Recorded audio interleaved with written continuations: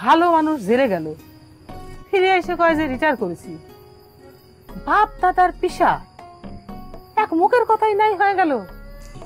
যে লোক নিজের মুখে এতদিন ধরে আমাদের কয়েছে আমার দাদা ইরা ছিল সিরা ছিল, দাদার কাহিনী শুনে দুজন পাগল বানা ফেলাছে, সে লোক এখন কেবা করে রিটায়ার করে কত?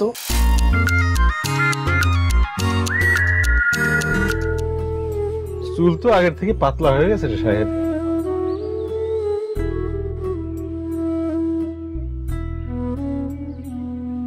চিন্তা করো না, সব ঠিক হয়ে যাবে। এখন এই রিটায়ার করেছো না? রিটায়ার করার সাথে চুলের কি সম্পর্ক? রিটায়ার করলে পরে কি চুল গজায় নাকি নতুন করে? আর ব্রেনের উপরে বেশি চাপ পড়লে চুল একটু বেশি পড়ে, আর এখন তো আর ব্রেনের চাপ পড়ার কোনো কারণ নেই। ওরে ভাই, এসব কোনো যুক্তি না। বয়স হয়েছে না, বয়স হলে পরে এমনি মানুষের মাথার চুল পাতলা হয়ে যায়। সেটা অবশ্য ঠিকই বলেছ। তো এখন কি করবি এটা চিন্তা করিস? এখনো চিন্তা করি নাই রে, কি করবো বুঝে উঠে পারতেছি না। বিবি এই কথা জিজ্ঞেস করতেছিল যে পিসার্থে যদি রিটায়ারই করি তাহলে নতুন কি কামটা করব।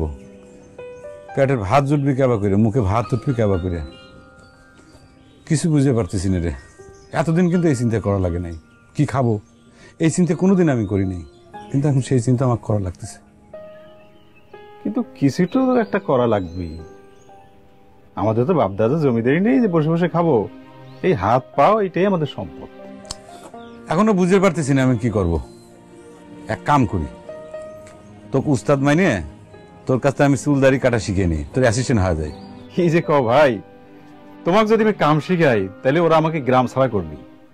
এক শেভ করার অপরাধে আমার সেলুন বর্জন করার ঘোষণা দিচ্ছে। সেটা অবশ্য ঠিক কথাই কইছে।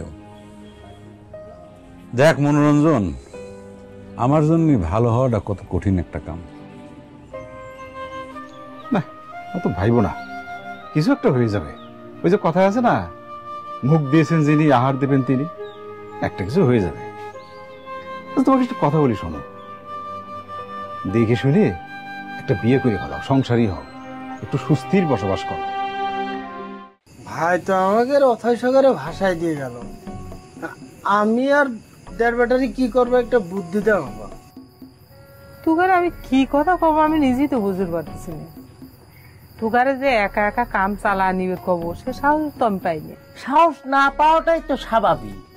আবার মাঠের পরিস্থিতির উপর তো তোমার কোনো ধারণা নেই, কিন্তু আমি একটা ব্যাপার বুঝতে পারতেছি না, আমাদের ভাই হঠাৎ ভালো হয়ে যাওয়ার চিন্তা চেতনা কনেকটা পাইলো, এই ভুটটা কনেক পাইলো।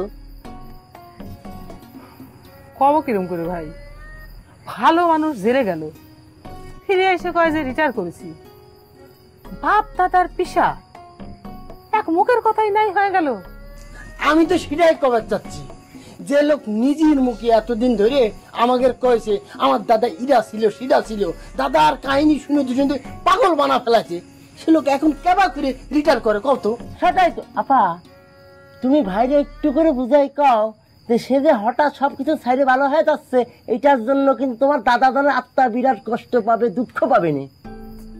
আমি তো তা বুঝাচ্ছি ভাই, আমি বুঝাবের গেলি সে আমাকে হাজার রকমের বুঝ দিয়ে দেয়।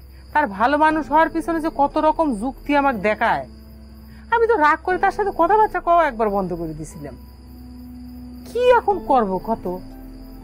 আচ্ছা আমার মনে হয় কি তোরা কয়টা দিন চুপচাপ থাক, নিজেকার মতো কাম করে, মানে কয়টা দিন যাবি দে, দেখবো ভালো মানুষ হয়ে যাওয়ার স্বাদ মিটে যাবি, ঠিকই সুরসুর করে চলে আসবি আবার।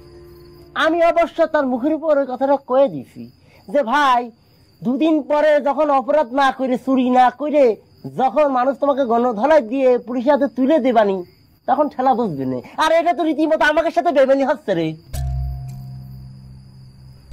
তা সে ভালো মানুষ কোনে এখন? আল্লাহ, তুমি কিছু জানো না, শের আলী তাক ডাকি পাঠাইছে, সে লাফাত লাফাত চলে গেছে। কি? শের আলী ডেকে পাঠাইছে? হ্যাঁ। কি জন্য জানিস কিছু? আমরা কেমন করে খাবো, সে কিছু কয়ে গেছে নাকি?